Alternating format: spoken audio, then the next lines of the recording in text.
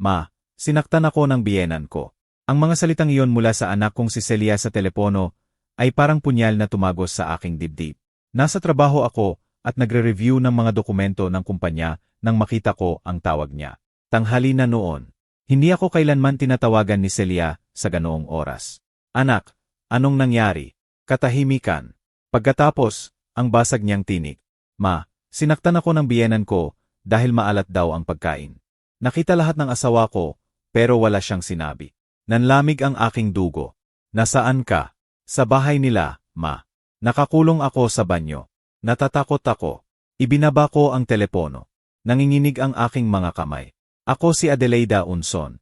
55 taong gulang. Buong buhay akong nagtrabaho bilang accountant sa isang pabrika ng tela dito sa Maynila. Pinalaki ko si Celia nang mag-isa matapos kaming maghiwalay ng kanyang ama noong 12 taong gulang siya. Pulis siya, isang mabuting tao, pero dinala kami ng buhay sa magkaibang landas. Si Celia ay laging tahimik, masunurin, at mapagmahal. Nang makilala niya si Edwin 3 taon na ang nakalipas, gusto kong maniwala na nakahanap siya ng mabuting lalaki. Galing siya sa isang tradisyonal na pamilya sa probinsya. Ang kanyang ama ay istrikto, seryoso, isa sa mga lalaking hindi kailanman ngumingiti. Pero mukhang iba si Edwin. Nagkamali ako. 20 minuto matapos ang tawag na iyon. Nagmamaneho ako na parang baliw papunta sa bahay nila. Pero hindi ako nag-iisa. Tinawagan ko si Ricardo, ang ama ni Celia. Ikinuwento ko ang lahat sa loob ng 30 segundo. Huwag ka nang magsalita pa, Adelaida. Papunta na ako diyan. Nagkita kami 2 kanto mula sa bahay. Nakasuot ng uniforme si Ricardo. Ako naman ay may dala pang iba.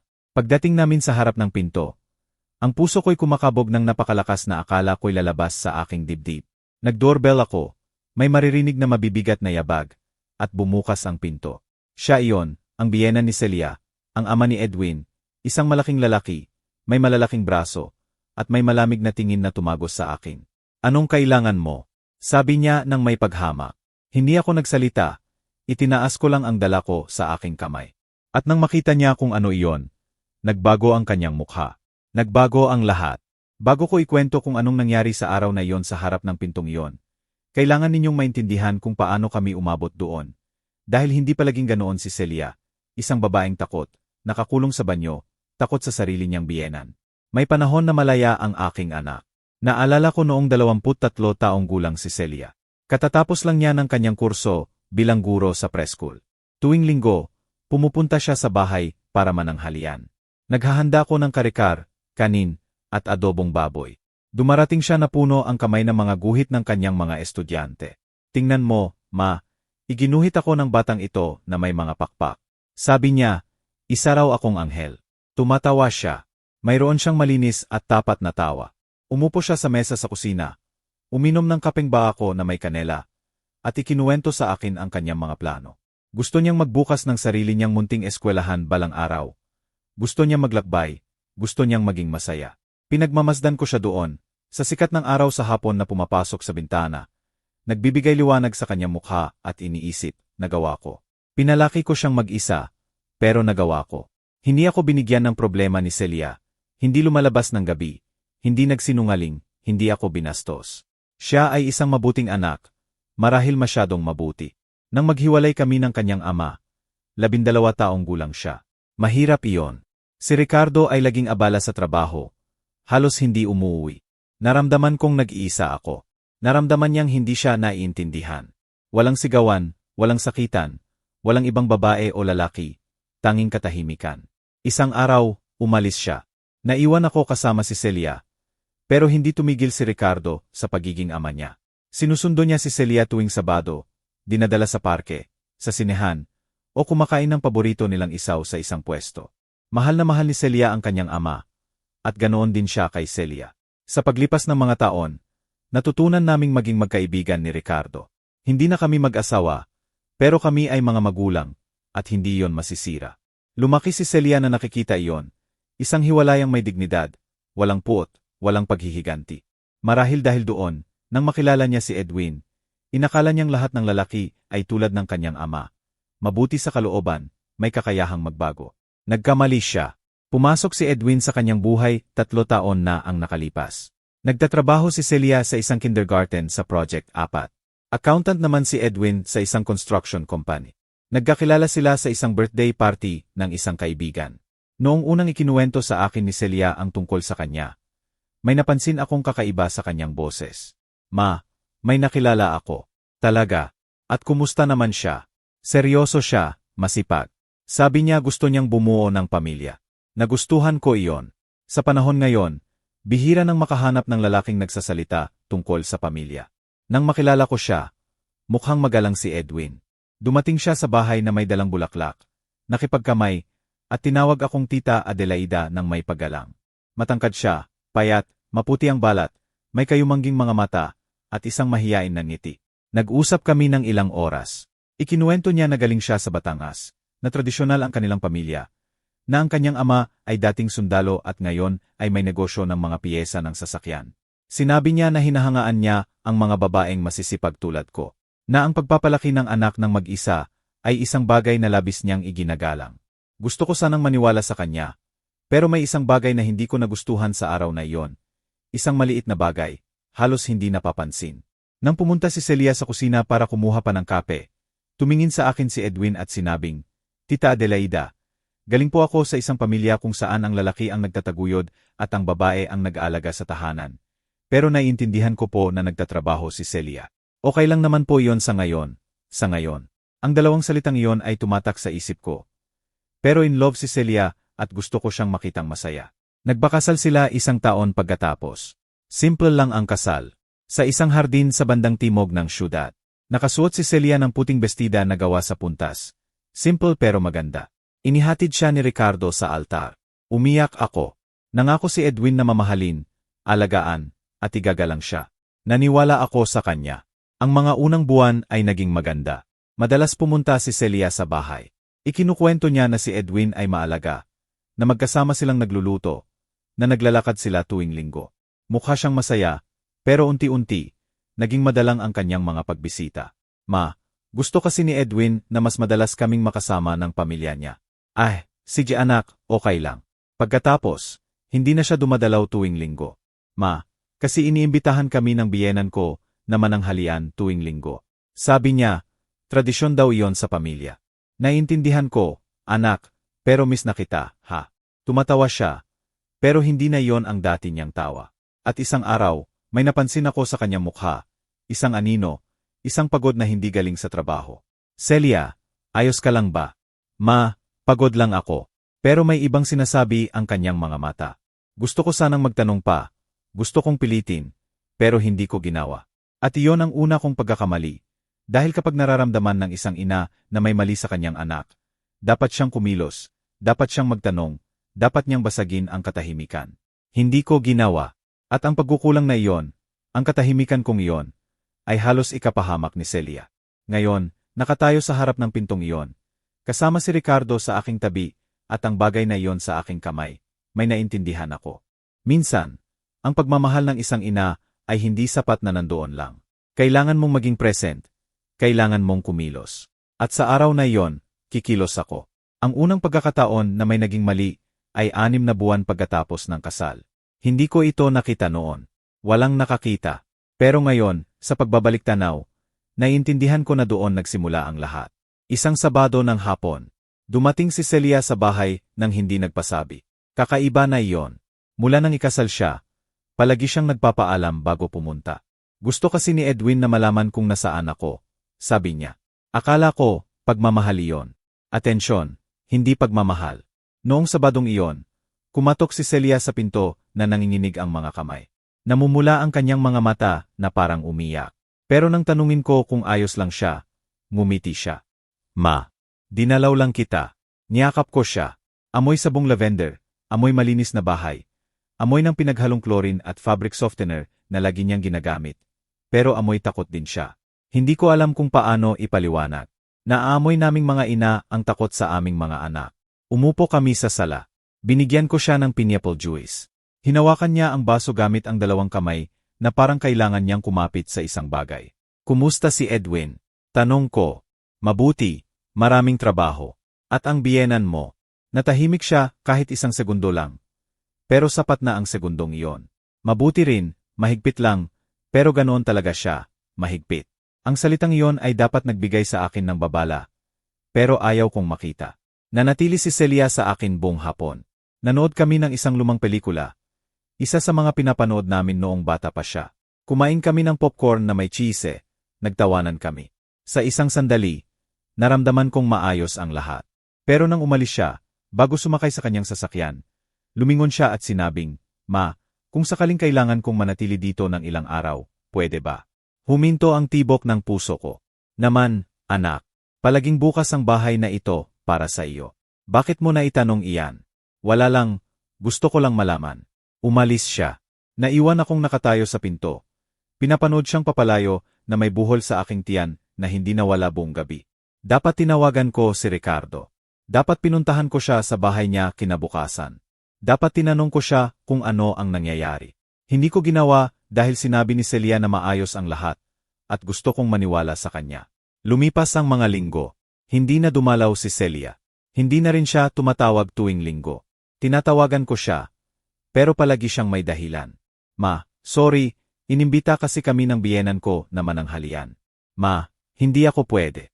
Kailangan kong maglinis ng bahay." "Ma, gusto ni Edwin na bisitahin namin ang tita niya." Palaging may iba, palaging may ibang prioridad.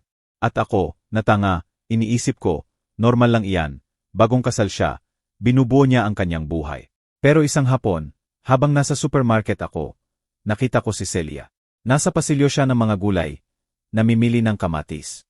Nakasuot siya ng mahabang sweater na mahaba ang manggas, kahit na mainit. Nakatali ang kanyang buhok sa isang mababang ponytail. Mukha siyang mas payat. "Celia." Sigaw ko na tuwang-tuwa. Lumingon siya. Nagliwanag ang kanyang mukha sa isang segundo. Pero pagkatapos ay may nakita akong takot sa kanyang mga mata. "Ma, anong sorpresa?" Lumapit ako, niyakap ko siya. Nanigas siya. "Kamusta ka, anak? Ilang linggo na kitang hindi nakikita." "Pasensya na, ma, naging abala ako." "Abala sa ano? Hindi ka na nga tumatawag." "Alam mo na, bahay, trabaho, si Edwin." Tinitigan ko siya ng mabuti. May malalalim siyang eyebags. Maputla ang balat ng kanyang mukha. At nang gumalaw siya para kumuha ng ilang sibuyas, bahagyang umangat ang sweater niya. Nakita ko ang isang pasa sa kanyang pulso. "Celia, ano iyan?" Mabilis niyang ibinaba ang manggas. "Wala, ma." Nauntog ako sa pinto ng kotse. Sa pinto ng kotse. "Alam mo naman kung gaano ako kaklumsi." Ngumiti siya. Pero hindi umabot sa kanyang mga mata ang ngiting iyon. Gusto ko sanang pilitin. Gusto ko sanang hawakan ang kanyang braso. Dalhin siya sa bahay ko. Paupuin sa mesa sa kusina at sabihin mo sa akin ang totoo. Ano ang nangyayari sa iyo? Pero sa sandaling iyon, tumunog ang kanyang telepono. Kinuha niya ito mula sa kanyang bulsa. Nakita ko ang pangalan sa screen, Edwin. Nagbago ang kanyang mukha. Biglang nawala ang lahat ng liwanag. "Pasensya na, ma. Kailangan kong sagutin." Lumayo siya ng ilang hakbang. Naiwan ako doon na nagkukunwaring tinitingnan ang mga abokado. Pero nakikinig. "Papunta na ako." Hindi ako nagtagal. "Binibili ko na ang pinabili mo." "Dumating na si Papa." "Alam ko. Papunta na ako, Edwin. Papunta na ako." Ibinaba niya ang tawag. Bumalik siya kung nasaan ako. Hindi na siya nakangiti. "Ma, kailangan ko nang umalis." Hinihintay ako ni Edwin. Ang bilis naman. Hindi pa nga tayo nakapag-usap. "Alam ko. Pasensya na. Dumating kasi na maaga ang biyenan ko at kailangan kong ihanda ang hapunan." "Nakatira ba sa inyo ang biyenan mo?" "Hindi, ma. Pero halos araw-araw siyang kumakain sa amin. Alam mo na, si Edwin lang ang anak niya at mula nang mamatay ang asawa niya, mag-isa na lang siya. May kumirot sa aking dibdib. At ayos ka lang ba doon?" "Naman, ma. Normal lang iyon. Ama niya iyon." "Hindi normal, pero wala akong sinabi." Mabilis na hinalikan ni Celia ang aking pisngi. Kinuha ang kanyang cart at halos tumakbo paalis. Naiwan ako doon sa gitna ng supermarket na walang laman ang mga kamay at naninikip ang puso. Noong gabing iyon, hindi ako makatulog. Tinawagan ko si Ricardo. "Ricardo, kailangan nating pag-usapan si Celia." "Anong nangyari?" "Hindi ko alam, pero may mali." "May sinabi ba siya sa iyo?" "Wala, pero nakita ko siya kanina. May pasa siya sa pulso at napakapayat at nerbiyosa." "At sa tingin mo, sinasaktan siya ni Edwin?" "Hindi ko alam. Sabi niya hindi. Pero Adelaida, kung may hinala ka, kailangan nating gumawa ng isang bagay." Alam ko. Pero hindi ko siya maaring akusahan ng walang ebidensya. Paano kung nagkakamali ako? Paano kung magalit si Celia sa akin? Napabuntong hininga si Ricardo. Sige. Pero kakausapin ko siya ng masinsinan. Salamat, Ricardo. Ibinaba ko ang tawag. Pero hindi nakausap ni Ricardo si Celia dahil sa tuwing sinusubukan niya makita ito, palaging may dahilan si Celia. Abala siya, pagod siya. Hindi pwede si Edwin sa araw na iyon. May kailangan ang biyenan niya. Laging mayroon. At ako, mula sa malayo, ay nakikita kung paano unti-unting nawawalan ng sigla ang aking anak. Unti-unti, parang isang kandila na dahan-dahang hinihipan, hanggang sa wala ng liwanag na natira. Lumipas pa ang 3 buwan. Nagdiwang si Celia ng kanyang ika-negatibo, 26 na kaarawan. Naghanda ako ng hapunan sa aking bahay. Inimbita ko si Ricardo, ang kanyang mga kaibigan, at si Edwin. Dumating si Edwin ng huli. Seryoso siya. Umupo siya sa mesa nang hindi ngumingiti, nang hindi nakikipag-usap kanino man. Katabi niya si Celia, tahimik, tensyonado, na para bang naghihintay ng isang pagsabog. Sinubukan kong gawing kaaya-aya ang gabi.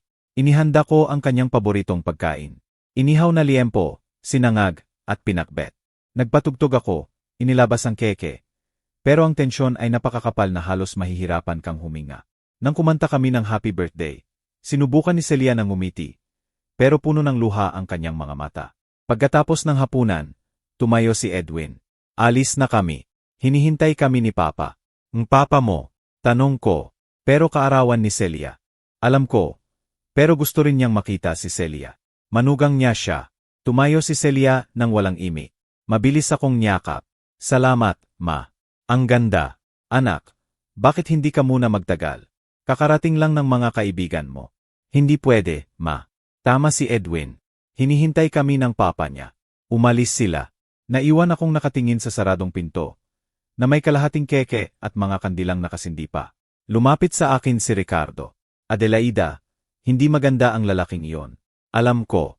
At si Celia rin. Alam ko. Kailangan nating gumawa ng isang bagay. Pero ano, Ricardo? Ano ang gagawin natin kung hindi niya tayo hahayaang tulungan siya? Wala siyang sagot, walang sinuman. At habang nangyayari iyon, nawawala ang aking anak. At ako, ang kanyang ina, ay hindi alam kung paano siya ililigtas hanggang sa araw na iyon. Ang araw na iyon nang tawagan niya ako na may basag na boses, sinasabing, Ma, sinaktan ako ng biyenan ko, at naintindihan ko na wala ng oras para sa pag-aalinlangan. Dumating na ang panahon para kumilos. Pagkatapos ng kaawan na iyon, may nagbago sa akin. Hindi ko na kayang magpanggap na maayos ang lahat. Hindi ko na kayang maghintay na sabihin sa akin ni Celia ang totoo. Dahil ang mga salita ng isang anak na nagdurusa ay hindi palaging dumarating. Minsan, mas malakas ang sigaw ng katahimikan. Nagpasya akong bisitahin siya nang hindi nagpapaalam. Martes ng hapon iyon. Umalis ako ng maaga sa trabaho. Gumawa ako ng dahilan sa aking amo. At nagmaneho papunta sa bahay kung saan nakatira si Celia kasama si Edwin. Maliit na bahay iyon sa isang tahimik na lugar sa hilaga ng lungsod. Walang marangya, pero maganda. May maliit na hardin sa harap na may mga bougainvillea. Pagdating ko, wala ang sasakyan ni Edwin. Nagbigay iyon sa akin ng lakas ng loob. Kumatok ako sa pinto, naghintay. Walang nagbukas. Kumatok ako ulit. Celia. Ako ito, si Mama. Narinig ko ang mabagal na mga yabag, na parang may nag-alangan kung bubuksan o hindi. Bahagyang bumukas ang pinto. Sumilip ang mukha ni Celia. Nakalugay ang kanyang buhok, magulo. Nakasuot siya ng lumang shirt at sweatpants. Mukha siyang pagod, sobrang pagod. Ma, anong ginagawa mo dito? Dinalaw kita. Pwede ba akong pumasok? Tumingin siya sa likuran niya, sa loob ng bahay, na parang may hinahanap. Wala si Edwin, sabi ko. Nakita kong wala ang sasakyan niya. Huminga siya ng malalim. Binuksan niya ng kaunti ang pinto. Pasok. Pumasok ako. Amoy chlorine ng bahay.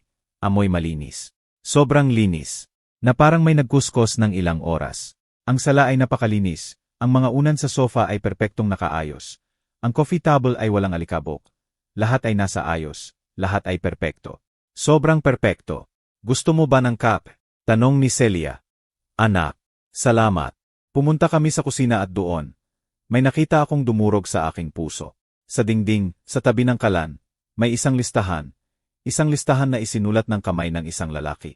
Nakasulat, mga tuntunin sa bahay. 1. Ang pagkain ay dapat handa na pagsapit ng alas 7. 2. Ang bahay ay dapat malinis bago ako dumating. 3. Huwag tumanggap ng bisita nang hindi nagpapaalam. 4. Huwag lumabas ng walang paalam. 5. Igalang ang aking ama na parang sarili mong ama. Nanigas ako. Celia. Ano ito? Nagpatuloy siya sa paghahanda ng kape nang hindi lumilingon sa akin. Mga tuntunin ni Edwin yan. Mga tuntunin ni Edwin. Sabi niya, mas maayos ang takbo ng isang bahay kapag may kaayusan. At sang-ayon ka ba dito? Natahimik siya, nagtimpla ng kape sa 2 tasa, binigyan ako ng isa, at umupo sa harap ko sa mesa sa kusina. Ma, alam kong hindi mo naiintindihan. Pero ganito ang takbo ng pamilya niya. Pinalaki siya ng kanyang ama ng ganito, at gusto ni Edwin na maging ganoon din ang aming bahay. At ikaw, anong gusto mo? Ibinaling niya ang kanyang tingin sa ibaba. Gusto kong magtagumpay ang aming pagsasama. Pero pagsasama ba ito, Celia, o isang bilangguan?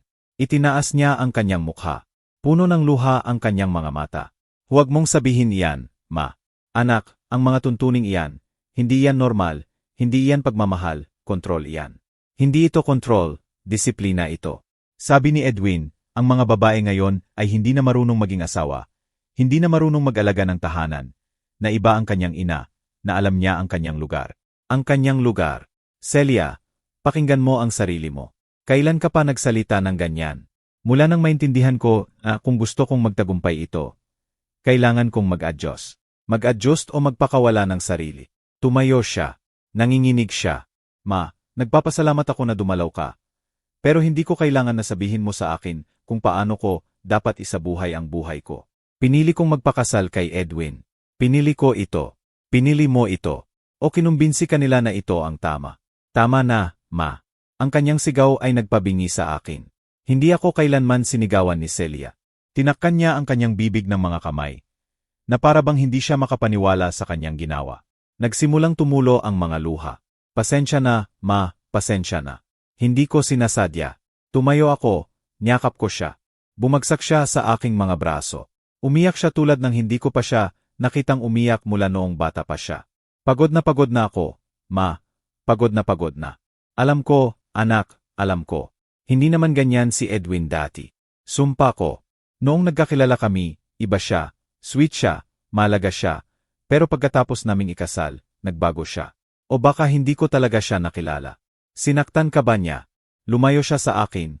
Pinunasan ang kanyang mga luha. Hindi, siya hindi. Hindi niya ako kailanman pinagbuhatan ng kamay. Kung gayon, sino? Katahimikan. Celia. Sino? Pumikit siya. Ang papa niya. Huminto ang mundo. Ano? Ang papa niya. Siya, sinisigawan niya ako. Sinasabi niya na wala akong silbi. Na hindi ako marunong magluto. Na hindi ako marunong maglinis. Na hindi ako karapat-dapat na maging asawa ng kanyang anak. At minsan tinutulak niya ako, o hinihila ang aking braso, o binabato ng mga bagay. At si Edwin walang ginagawa. Sinasabi niya na tama ang kanyang ama, na kailangan kong matuto, na mas matiisin ang kanyang ina. Nahirapan akong huminga. Celia, karahasan yan. Hindi, ma, hindi yan karahasan. Iyon lang. Iyon lang ay dahil sa ibang henerasyon ang kanyang ama. Isa siya sa mga lalaking matitigas. Alam mo na. Hindi, anak, hindi yon pagiging mula sa ibang henerasyon. Iyon ay pagiging mapang-abuso at kasabwat ang iyong asawa. Huwag mong sabihin iyan. Bakit mo siya ipinagtatanggol? Dahil asawa ko siya. At ano ngayon? Binibigyan ba siya nito ng karapatang hayaan kang magdusa? Natahimik siya. Nakatingin sa sahig. Nanginginig ang kanyang mga kamay. Lumuhod ako sa harap niya. Hinawakan ko ang kanyang mga kamay sa pagitan ng sa akin. Celia, pakinggan mo akong mabuti. Hindi mo ito deserve. Nararapat sa iyo ang isang lalaking ipagtatanggol ka, poprotektahan ka, mamahalin ka ng totoo. At kung hindi yon magagawa ni Edwin, hindi siya ang lalaki para sa iyo. Pero mahal ko siya. Alam ko, anak, pero hindi sapat ang pagmamahal. Ang pagmamahal na walang respeto ay hindi pagmamahal. Ito ay dependency. At ang dependency ay nakamamatay. Tumingin siya sa akin na may mga matang puno ng sakit at sa isang sandali. Inakala kong magre-react siya. Inakala kong sasabihin niya, tama ka, ma, ilayo mo ako dito. Pero hindi niya ginawa. Sa halip, pinunasan niya ang kanyang mga luha, tumayo, at sinabing, ma, Nagpapasalamat ako na nag-alala ka sa akin. Pero maayos ako, totoo. Pinagdadaanan ko lang ang isang mahirap na yugto. Lahat ng mag-asawa ay dumadaan dito. Hindi, Celia, hindi lahat. Ma, kayo ni Papa ay nagkaroon din ng mga problema. Pero hindi hinayaan ng iyong ama na may bastusin ako, at hindi ko hinayaan na kontrolin niya ako. Well, baka kaya kayo naghiwalay. Ang mga salitang iyon ay mas masakit kaysa sa inaasahan ko. Napansin ito ni Celia. Nagbago ang kanyang mukha. Pasensya na, Ma, hindi ko sinasadyang sabihin yon. Nalilito ako, pagod ako, pero pangako ko, maayos ako. Pangako ko, hindi ako naniwala sa kanya. Pero hindi ko siya maaring piliting umalis. Hindi ko siya maaring kaladkarin palabas ng bahay na iyon dahil hindi na bata si Celia. Siya ay isang matanda at ang mga desisyon ay sa kanya. Kahit na ang mga desisyong iyon ay pumapatay sa kanya sa loob. Nagpaalam ako sa kanya, niyakap ko siya ng mahigpit. Sinabi ko sa kanya na kung kailangan niya ng tulong, tawagan niya lang ako anumang oras, araw o gabi. Tumango siya. Sinabi niyang gagawin niya iyon. Pero alam kong hindi niya gagawin dahil si Celia ay nakulong na at ang pinakamasama sa lahat ay hindi niya ito nakikita o baka nakikita niya. Pero nagpasya siyang manahimik, sumunod, magtiis, tulad ng maraming babae, tulad ng kanyang lola sa tuhod, tulad ng mga henerasyon ng kababaihan na natutunan na ang pagdurusa sa katahimikan ay isang kabutihan, pero hindi ko hahayaang ang aking anak sundin ang landas na iyon. Umalis ako sa bahay na iyon na may durog na puso. Pero mayroon ding iba pa, isang katiyakan. Kung hindi maililigtas ni Celia ang kanyang sarili, gagawin ko ito para sa kanya. Tinawagan ko si Ricardo noong gabing iyon. Kailangan kong maging alerto ka. Kung tawagan ako ni Celia, kung sabihin niya sa akin na may nangyari, kailangan kong maging handa kang kumilos. Ano sa tingin mo ang mangyayari? Hindi ko alam, pero may mangyayari. At kapag nangyari iyon, hindi ako mag-aatubili. Pupuntahan ko siya at ilalabas ko siya doon. At kung manlaban si Edwin, haharapin natin si Edwin at ang kanyang ama. Nagkaroon ng katahimikan. Kung makialam ang kanyang ama, Ricardo, kailangan mong gawin ang iyong trabaho. Naintindihan mo. Ibinaba ko ang tawag at naghintay. Naghintay ako ng ilang linggo, ng ilang buwan, na may buhol sa aking tiyan, na may takot na bumabalot sa akin. Nagtatanong kung nag-overreact ba ako, kung isa ba akong overprotective na ina, kung si Celia ay talagang nasa panganib o kung nag-iimagine lang ako ng mga bagay. Hanggang isang araw, habang nasa trabaho, tumunog ang aking telepono at narinig ko ang basag na boses ng aking anak. Takot na takot, sinasabing, Ma, sinaktan ako ng biyenan ko, at sumabog ang lahat. Minsan, labis tayong nagtitiwala sa hindi dapat. Naranasan mo na bang mabigo sa isang taong minahal mo? Ikwento mo sa comments. Gusto kong basahin. Ang mga sumunod na buwan matapos ang pagbisitang iyon ay ang pinakamahirap sa aking buhay. Patuloy akong nagtatrabaho. Patuloy na namumuhay sa aking rutina. Pero isang bahagi ko ay laging alerto, laging naghihintay, tulad ng isang hayop na nakakaramdam ng bagyo bago pa man bumagsak ang unang patak. Paminsan-minsan, tumatawag si Celia, laging maikli ang usapan, laging may kontroladong boses, na para bang may nakikinig sa kabilang linya. Hello, Ma. Kumusta ka? Mabuti, anak. At ikaw? Mabuti rin. Tumawag lang ako para kumustahin ka. Sigurado ka? Maayos ba ang lahat? Ma, maayos ang lahat. Kailangan ko ng ibaba. Mahal kita. At ibinababa niya. Naiwan akong may hawak na telepono. Nararamdaman na may mali, pero walang magawa. Sinasabi sa akin ni Ricardo na maging matiyaga, na kailangang si Celia mismo ang makatuklas, na kung pipilitin namin siya, mas lalayo siya. Marahil tama siya, pero masakit ang pagtitiyaga. Masakit na parang mabagal na kutsilyo na tumatagos sa iyong dibdib araw-araw. Isang hapon, habang nasa palengke ako na bumibili ng gulay para sa linggo, may nakita akong kakilala. Si Aling Lita, isang kapitbahay sa lugar kung saan nakatira si Celia. Kilala ko siya dahil minsan, nang bisitahin ko ang aking anak, nagdidilig siya ng kanyang hardin at nagbatyan kami. Tita Adelaida, di ba? Sabi niya. Lita. Masaya akong makita ka. Kumusta si Celia? Nagulat ako sa tanong. Mabuti. Bakit? Hinaan ni Lita ang kanyang boses. Tumingin siya sa paligid na parang ayaw niyang may makarinig. Ayaw ko lang kasing makialam. Pero may mga napapansin ako. Bumilis ang tibok ng puso ko. Anong klaseng mga bagay? Well, minsan nakakarinig ako ng mga sigaw mula sa bahay ni Celia. Mga sigaw ng lalaki, napakalakas. At minsan nakita ko ang biyena ni Celia na lumabas ng bahay na padabog. Mukhang galit na galit at pagkatapos nakita ko si Celia sa bintana. Umiyak siya. Pumikit ako, huminga ng malalim. Kailan niyon? Mga 1 buwan na ang nakalipas. Gusto ko sanang kumatok sa pinto. Pero sinabihan ako ng asawa ko na huwag makialam. Nausapin niyon ng pamilya. At nakita mo ba si Celia kamakailan? Pero halos hindi na siya lumalabas. Dati nakikita ko siyang naglalakad o papasok sa trabaho. Ngayon halos hindi ko na siya nakikita. At kapag nakikita ko siya, laging nagmamadali, na parang ayaw niyang may kumausap sa kanya. At si Edwin, umalis siya ng maaga at umuwi ng gabi, pero ang ama niya, ang lalaking iyon, ay halos araw-araw pumupunta, minsan hanggang gabi at si Celia ay mag-isa kasama siya. Well, hanggang sa dumating si Edwin. Nanginginig ang aking mga kamay. Lita, kung makarinig ka ulit ng mga sigaw, pwede mo ba akong tawagan? Ibinigay ko ang numero ng aking telepono. Pakiusap, anak ko siya. Tumango siya. Naman, tita, may anak din akong babae. Naiintindihan ko. Nagpaalam kami. Umalis ako sa palengke nang walang binili. Sumakay ako sa kotse at umiyak. Umiyak ako sa galit, sa kawalan ng magawa, sa takot, dahil ngayon hindi na lang ito mga hinala. Ngayon may mga testigo, may mga sigaw, may mga luha. At ako, ang kanyang ina, ay walang magawa. O baka meron. Baka may magagawa ako na iniiwasan ko. Tinawagan ko si Ricardo. Kailangan kong imbestigahan mo ang biyenan ni Celia, ang ama ni Edwin. Gusto kong malaman kung sino siya, kung ano ang ginawa niya, kung mayroon siyang mga kaso. Sa tingin mo may mga kaso siya? Hindi ko alam, pero ang isang lalaking ganito ang trato sa isang babae, na sinisigawan siya, na tinutulak siya, hindi niya iyon natutunan sa wala. May nagturo sa kanya o laging ganito siya. Sige, hayaan mo akong tingnan kung ano ang mahahanap ko. Ano ang pangalan niya? Rodolfo. Rodolfo Mendoza. Dating sundalo, ngayon ay may negosyo ng mga piyesa ng sasakyan sa probinsya. Sige, tatawagan kita sa loob ng ilang araw. Pulis si Ricardo, may mga koneksyon. Alam niya kung paano maghanap ng impormasyon. 3 araw pagkatapos, tumawag siya. Adelaida, may nahanap ako. Ano? Si Rodolfo Mendoza ay may kasaysayan.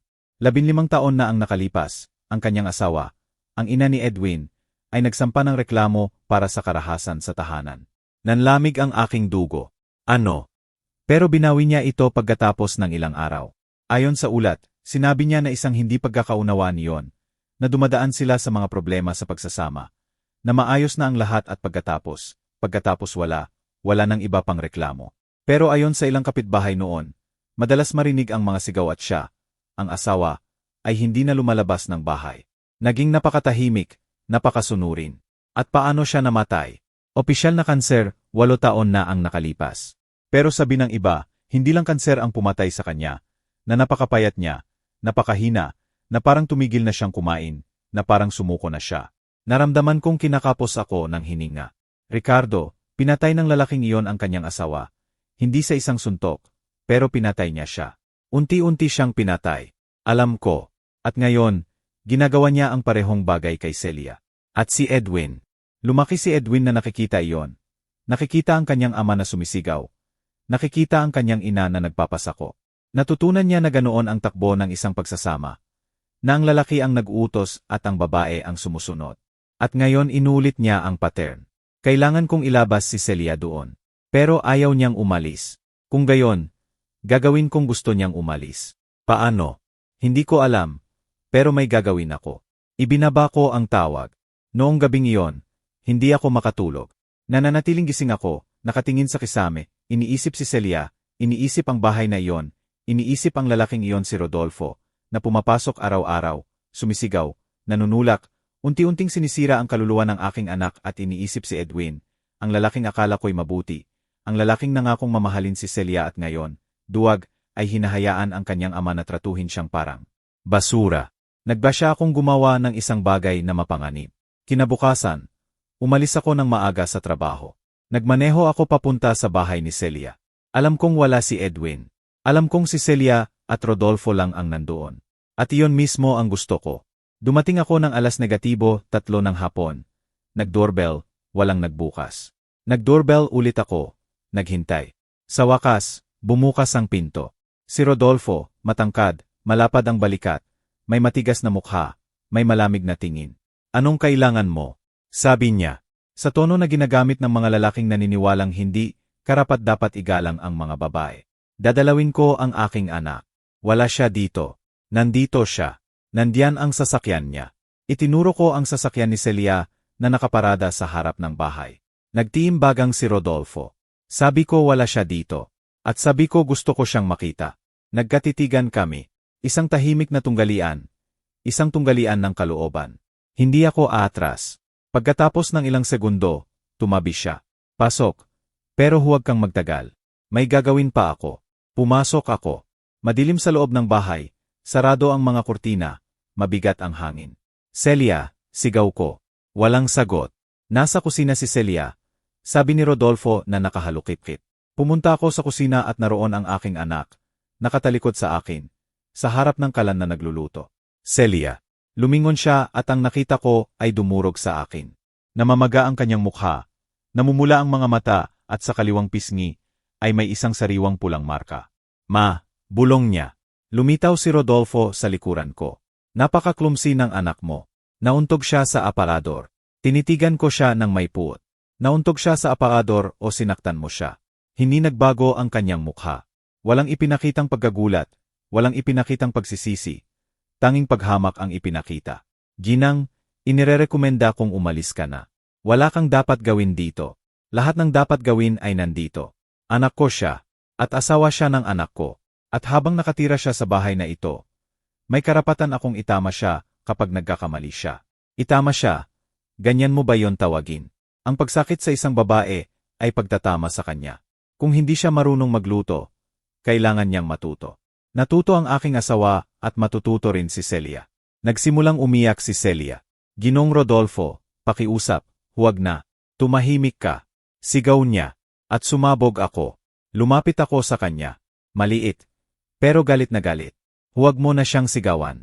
Huwag mo nang pagbuhatan ng kamay. Dahil kung gagawin mo yon, pagsisisihan mo. Ngumisi siya. Isang malamig, mapanuksong ngiti. Ano ang gagawin mo? Isang babaeng mag-isa. Isang diborsyada. Diborsyada ako. Pero hindi ako nag-iisa. At kung muli mong saktan ang aking anak, malalaman mo kung ano ang impyerno. Binabantaan mo ba ako? Hindi, binabalaan kita. Nagkatinginan kami. Sa pagkakataong ito, siya ang unang umiwas ng tingin. Umalis ka na bago ko tawagan ang pulis. Tawagan mo sila. Pulis ang ama ni Celia. Masisiyahan akong dumating siya. Nagulat siya. Isang segundo lang, pero sapat na. Celia, tara na. Sabi ko, hindi mo siya maaring isama, sabi ni Rodolfo. Matanda na siya. Pwede siyang umalis kung kailan niya gusto. Di ba, Celia? Tumingin sa akin si Celia. Sobrang takot ang nasa kanyang mga mata. Sobrang sakit, sobrang pagkalito. Ma, hindi ko kaya. Magagalit si Edwin. Hayaan siyang magalit. Hindi ka na pwedeng manatili dito. Pero asawa ko siya. At anak kita. At hindi ko hahayaang saktan ka ng kahit sino. Hindi ng ama niya, hindi ng kahit sino. Lalo pang umiyak si Celia. Ma, hindi ko alam kung anong gagawin. Ako ang nakakaalam. Magtiwala ka sa akin. Lumapit sa amin si Rodolfo. Kung isasama mo siya, hahanapin siya ni Edwin at hindi magiging maganda iyon. Hayaan siyang pumunta. Hihintayin ko siya. Hinawakan ko ang kamay ni Celia. Nanginginig siya, pero hindi bumitaw. Tara na, anak. Umalis kami sa bahay na iyon. Hindi kami pinigilan ni Rodolfo, pero ang kanyang tingin ay puno ng puot. Isinakay ko si Celia sa aking kotse. Walang tigil siyang umiyak. Ma, anong gagawin ko? Papatayin ako ni Edwin. Hindi, Celia, walang papatay sa iyo. Pangako ko. Nagmaneho ako pabalik sa aking bahay. Hindi tumigil sa pag-iyak si Celia sa buong biyahe. Pagdating namin, pinaupo ko siya sa sala. Nagtimpla ko ng chamomile tea, niyakap ko siya. Magiging maayos ang lahat, anak, pangako ko. Pero sa kaloob-looban ko, alam kong nagsisimula pa lang ito. Dahil ang mga lalaking tulad ni Rodolfo ay hindi basta-basta pinapakawalan ang kanilang mga biktima at ang mga lalaking tulad ni Edwin, na pinalaki sa karahasan, ay hindi rin. Noong gabing iyon, tinawagan ko si Ricardo. Kailangan kong pumunta ka. Kasama ko si Celia at sa tingin ko, darating si Edwin. Papunta na ako diyan. At naghintay kami. Habang ikinukwento ko ang lahat ng ito, iniisip ko kung saan ka nakikinig. Isulat ang pangalan ng iyong lungsod sa comments. Si Celia ay nanatili sa aking bahay buong gabi. Hindi siya gaanong nagsalita, umiyak lang. Niyayakap ang sarili. Nanginginig sa tuwing may maririnig na ingay sa kalye. Umupo ako sa tabi niya, sa sofa sa sala, at hindi ako umalis. Niyakap ko siya. Hinaplos ko ang kanyang buhok tulad ng ginagawa ko noong bata pa siya, at may mga bangungot. Tapos na, anak. Tapos na. Pero hindi pa tapos. Nagsisimula pa lang. Dumating si Ricardo ng alas 9 ng gabi. Nakasuot pa rin siya ng uniforme. Nang makita niya si Celia, nagbago ang kanyang mukha. Napuno ng luha ang kanyang mga mata. Anong ginawa nila sa iyo? Anak ko. Tumayo si Celia at tumakbo para yakapin siya. Umiyak siya sa kanyang dibdib tulad ng hindi ko pa siya nakitang umiyak sa loob ng maraming taon. Pasensya na. Pasensya na hindi ko sinabi sa iyo ng mas maaga. Hindi mo kailangang humingi ng tawad, Celia. Wala kang kasalanan dito. Tiningnan ako ni Ricardo sa ibabaw ng ulo ni Celia. Pareho ang sinasabi ng aming mga mata. Hindi na ito maaring magpatuloy. Umupo kaming tatlo sa sala. Nagtimpla ako ng kape. Dahan-dahan itong ininom ni Celia na nanginginig ang mga kamay. Celia, sabi ni Ricardo sa malumanay na boses. Kailangan kong ikwento mo sa akin ang lahat mula sa simula. Walang takot, walang hiya, lahat. Tumingin si Celia sa ibaba. Hindi ko alam kung saan magsisimula. Magsimula ka sa simula. Kailan nagsimula ang lahat ng ito? Huminga siya ng malalim. Sa tingin ko nagsimula ito bago pa kami ikasal. Pero hindi ko napansin. Anong ibig mong sabihin? Noong kami pa ni Edwin, napaka-attentive niya. Pero napakaseloso rin. Kung lalabas ako kasama ang mga kaibigan ko, tatawagan niya ako kada kalahating oras. Kung hindi ko siya sagutin agad, magagalit siya. Sinasabi niya na hindi ko siya mahal, na kung mahal ko talaga siya, palagi akong available para sa kanya. Nagkatinginan kami ni Ricardo. Akala ko dahil mahal na mahal niya ako. Patuloy ni Celia, na ang selos ay isang tanda ng pagmamahal. Pero ngayon naiintindihan ko na hindi, na iyon ay isang tanda ng kontrol. At ang ama niya, tanong ko, kailan mo nakilala ang ama niya? Nakilala ko siya isang buwan pagkatapos naming maging magkasintahan ni Edwin. Pumunta kami sa Batangas. Tinanggap ako ni Rodolfo, ang ama ni Edwin, sa kanyang bahay, pero hindi siya mabait. Tinitigan niya ako mula ulo hanggang paa, na parang sinusuri niya ako, at pagkatapos ay sinabi niya kay Edwin sa harap ko, maganda siya, pero sana marunong siyang magluto. Dahil ang babaeng hindi marunong magluto ay hindi karapat-dapat na maging asawa. Mek. At anong sabi ni Edwin? Tumawa siya. Sabi niya, huwag kang mag-alala, pa. Kung hindi siya marunong, tuturuan mo siya. Napabuntong hininga si Celia. Naramdaman kong hindi komportable, pero inisip ko na ganoon lang talaga siya. Nagaling siya sa ibang henerasyon, na sa paglipas ng panahon, tatanggapin niya ako. At tinanggap ka ba niya? Tanong ni Ricardo. Hindi niya ako kailanman tinanggap. Mula noong araw ng kasal, sinimulan niya akong pintasan. Sinasabi niya na napakasimple ng aking damit, na hindi masarap ang pagkain sa reception, na masyado akong maraming inimbitahang tao sa panig ko at kakaunti sa panig niya. Lahat ng ginawa ko ay mali. At ipinagtanggol ka ba ni Edwin? Umiling si Celia. Hindi, sinasabi niya lang, tama si Papa, kailangan mong mag-improve. Naramdaman kong tumataas ang galit sa aking dibdib. Pagkatapos ng kasal, patuloy ni Celia, araw-araw nang pumupunta si Rodolfo sa aming bahay. Noong una, para lang sa hapunan. Sinasabi ni Edwin na nag-iisa ang kanyang ama, na mula nang mamatay ang kanyang ina, wala na siyang kasama, na tungkulin naming alagaan siya. Alagaan siya, sabi ko, o hayaan siyang kontrolin kayo. Hindi ko yon nakikita ng ganoon, ma. Akala ko, nagiging mabuting manugang ako, isang mabuting asawa, pero wala sa mga ginagawa ko ang sapat. Kung magluluto ako ng manok, sasabihin niya na gusto niya ng karne. Kung magluluto ako ng karne, sasabihin niya na matigas. Kung malinis ang bahay, makakahanap siya ng alikabok sa isang lugar. Kung naingiti ako, sasabihin niyang tanga ako. Kung seryoso ako, sasabihin niyang bitter ako. Nagsimulang tumulo ulit ang mga luha. At si Edwin, laging si Edwin ang tama, palagi. Sinasabi niya na gusto lang akong tulungan ng kanyang ama, na kung makikinig ako sa kanyang mga payo, magiging mas mabuting asawa ako. At kailan nagsimula ang mga pananakit? Tanong ni Ricardo na may tensyon sa boses. Pumikit si Celia. 6 na buwan na ang nakalipas. Nagluluto ako. Gumawa ako ng sopas na gulay. Dumating si Rodolfo. Tinikman ang sopas at sinabing napakapangit, na parang maruming tubig. Sinabi ko na pasensya na. Nagagawin ko ulit. Pero tumayo siya. Kinuha ang plato at ibinato sa dingding. Naggalat ang mga piraso ng salamin sa buong sahig at pagkatapos hinawakan niya ang aking braso at hinila ko papalapit sa kanya. Sobrang lakas ng tibok ng puso ko na nasasaktan ako. Sabi niya, "Wala kang silbi. Mas masarap magluto ang asawa ko kaysa sa iyo." Hindi ko alam kung ano ang nakita ng anak ko sa isang babaeng mediocre. Nagsimula akong umiyak. Sinabi ko na pasensya na mag-improve ako. Pero pinisil niya ang aking braso ng napakalakas na nag-iwan ng mga pasa at pagkatapos ay tinulak niya ako. Nadapa ako. Nauntog ang aking balakang sa mesa. Tumayo si Ricardo, galit na galit. At nasaan si Edwin? Nasa sala, nanonood ng telebisyon. At wala siyang ginawa. Pumasok siya sa kusina. Nakita ang kanyang ama na sinisigawan ako. Nakita ko sa sahig at sinabi lang, "Celia, tumayo ka, linisin mo ang kalat na ito. At sa susunod, magluto ka ng masarap." Ang sumunod na katahimikan ay mabigat. Napakabigat na halos hindi ako makahinga. Iyon ang unang suntok, sabi ni Celia, pero hindi iyon ang huli. Mula noong araw na iyon, naging mas agresibo si Rodolfo. Tinutulak niya ako, sinasabunutan, kinukurot at palaging nandoon si Edwin. Nakikita ang lahat at walang sinasabi. "Bakit hindi mo ako tinawagan dati?" Tanong ni Ricardo na may basag na boses.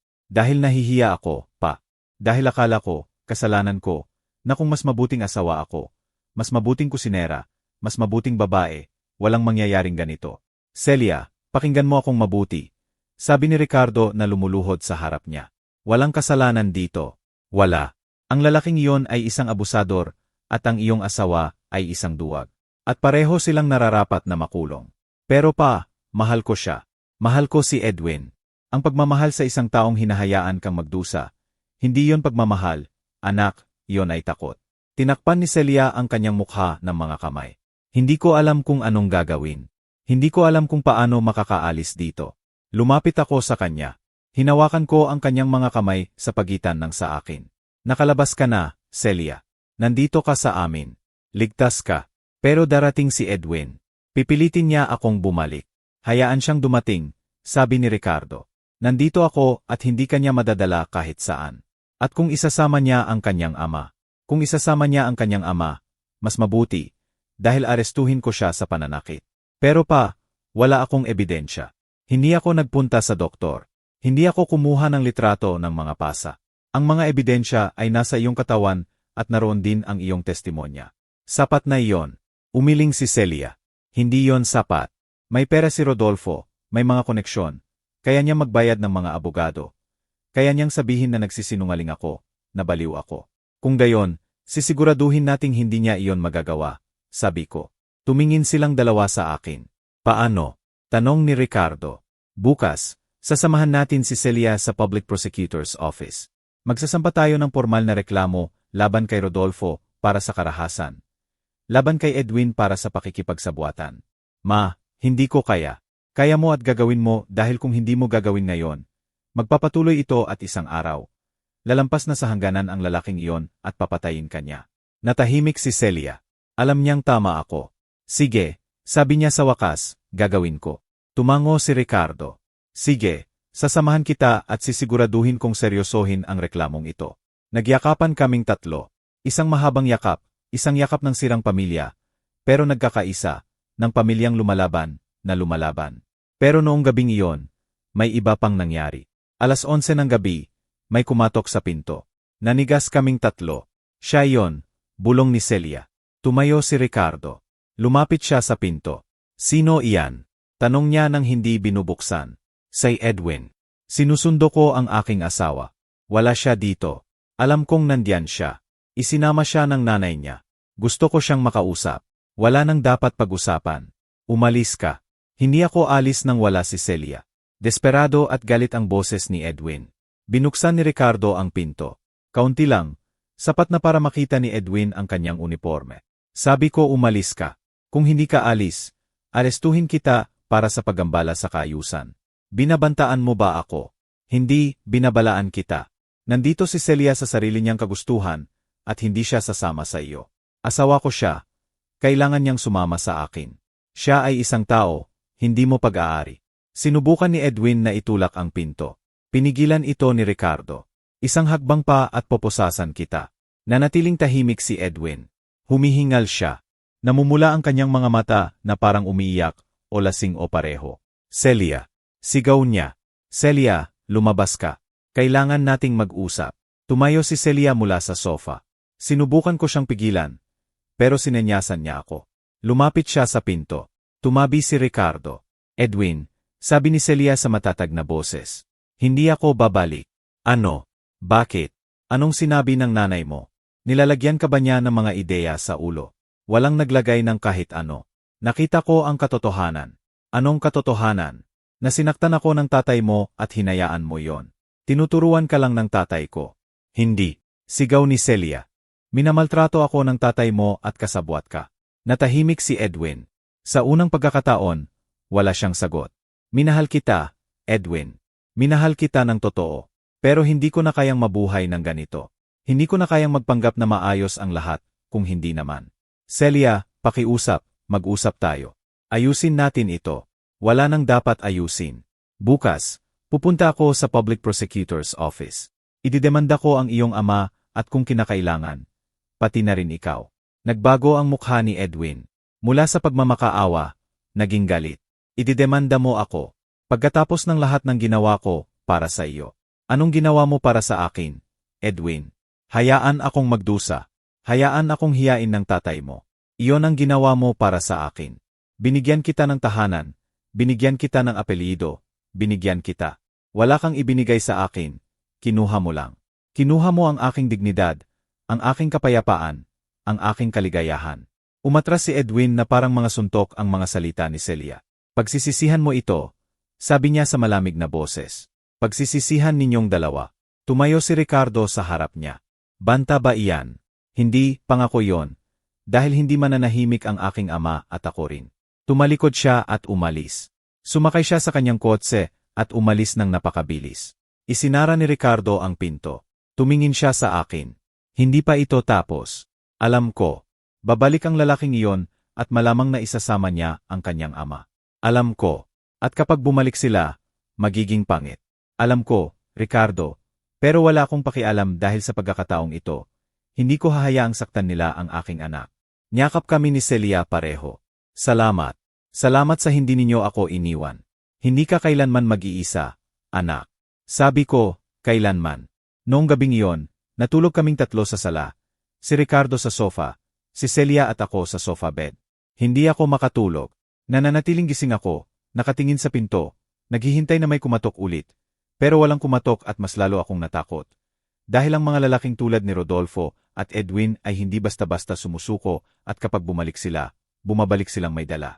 Kinabukasan, madilim ang langit, makapal ang mga ulap, na para bang alam ng panahon kung ano ang mangyayari.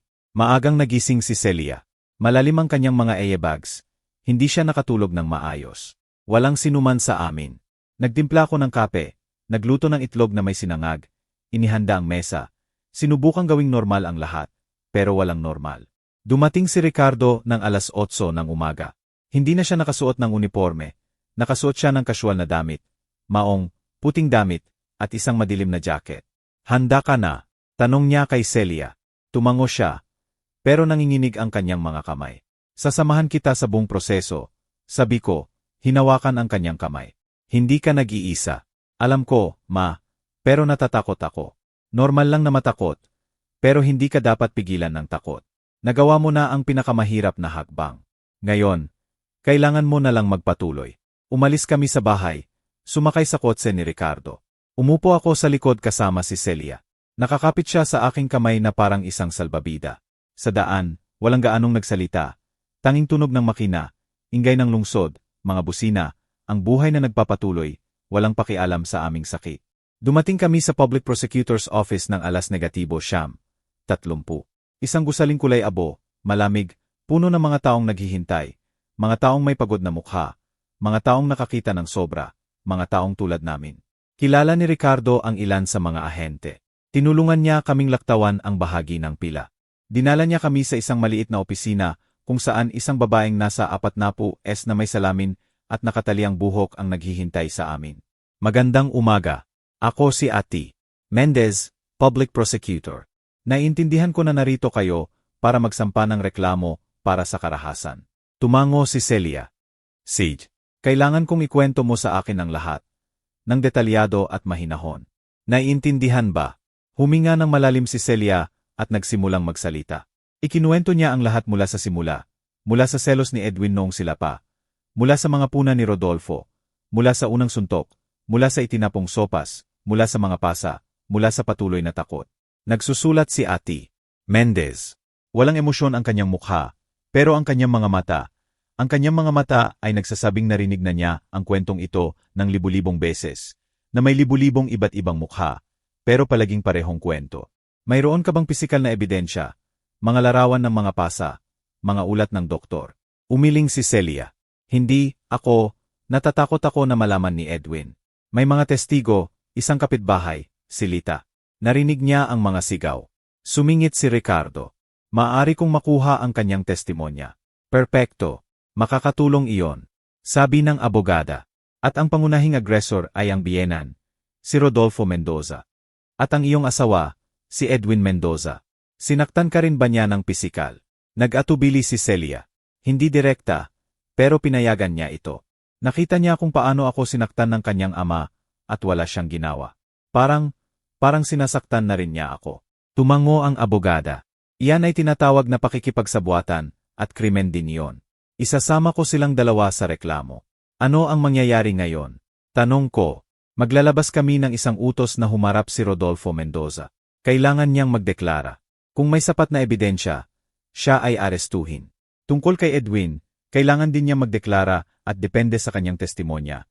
Maaring harapin niya ang mga kaso para sa pag-iwas sa pagtulong. At si Celia, protektado ba siya?